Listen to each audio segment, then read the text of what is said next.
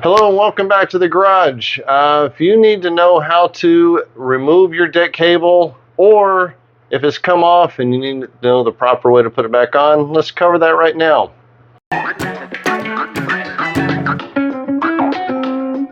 Sometimes during league, if you have a kinked up control cable or something, might pop off during league, of course. Never happens when it's convenient.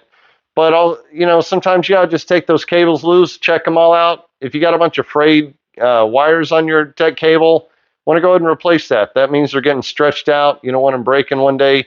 Sure as you don't want to grab that thing and get those broken wires in your finger. That's a pain you'll never forget. Also, the one control cable that goes around the two pulleys right of the deck cable post, the other two that go to the blackout switch, sometimes that cable there has come off enough times and it's all kinked and twisted, which will cause during operation sometimes it might come loose. So if you got that problem, go check it out. And if you do, get you a new cable, replace that. Do yourself a favor. Anyways, let's go back to the pin setter, take a look at how to remove your deck cable, what to look for, how to put it back on. First off, you want to put your machine down at 270 with no pins in the deck. If you got pins in there, take all of them out. That'll only hamper you from being able to put the cable on freely. But empty deck, 270.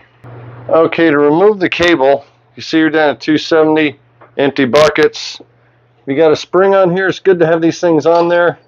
Helps keep your cable stay on in case there's ever a chance it's got slack in it. But never, ever, ever grab the cable itself. If there's a frayed wire on there, you're going to get a pain that you're never going to forget. So bring that spring up here, grab it on the turnbuckle right here. Now grab it firmly, pull on it, you'll see the deck shifts forward. I use the spring to do this, and while you got slack on it, lift it, get that cable off the top, slowly let it back, let it hang down. That's the best way to remove your cable.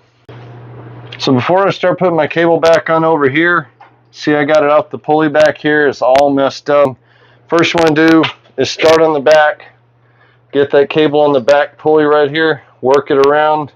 You can spin this thing all the way around the front, but once you have this cable on the pulley down there, then you come up to the front pulley right here, bring this one back, go ahead and set that on there. You might have to hold a little tension on there, but you got it on. This is the first part, then you put it on there. Once you get on there, then you can put it on this guy over here. While you're in here, this is called the bastard shaft in so many terms in the bowling community. There's a hole right here at the top by my finger. You want to get a syringe or a grease gun or something, try to fill up as much oil you can in there till it's coming out the sides, but just keep topping that off. Squirt some oil in there. You don't want this bastard shaft bearings to freeze up, break this thing, because that's going to be the reason they call it what they call it, is because of that. You don't want it to ever break. So try to get some oil in there, prolong the life of this thing. There's some needle bearings in there, and it's easier, just keep this thing lubricated. So while you're in here, do that. You got this on here. The normal position should be about 4 o'clock on the X washer. Cable goes over the bottom, over the top, wraps around the front pulley, which turns in unison this pulley over here on the end, the deck cable. So this one is actually, this is riding the cam, and it causes this to turn here, as you see. So you got to get the cable on the outside pulley next. You notice it's off the side here.